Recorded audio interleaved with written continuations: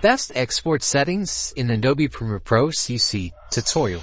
First, drag your video onto the video timeline and locate the part of the video that you want to export.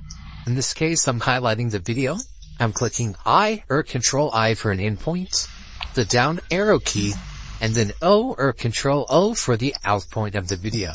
And then on your keyboard, click Control plus M, and this will bring up the export settings. In this area, we have the format.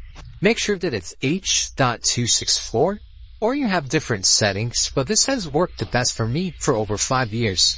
Under preset, you have high bitrate, match source, medium bitrate, and adaptive high bitrate, low bitrate, etc.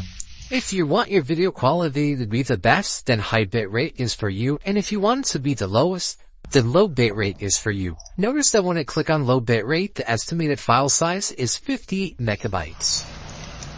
And notice when I click on the high bitrate, it is 10x, or 415 megabytes. Choose the desired bitrate that you want. The higher bitrate, the higher quality for uploading online. Under output name, choose where you want to save the video file, and then click save. And you can click Q, or you can directly export the video. Thanks for watching. Check out the playlist for more video content and subscribe to the channel for more.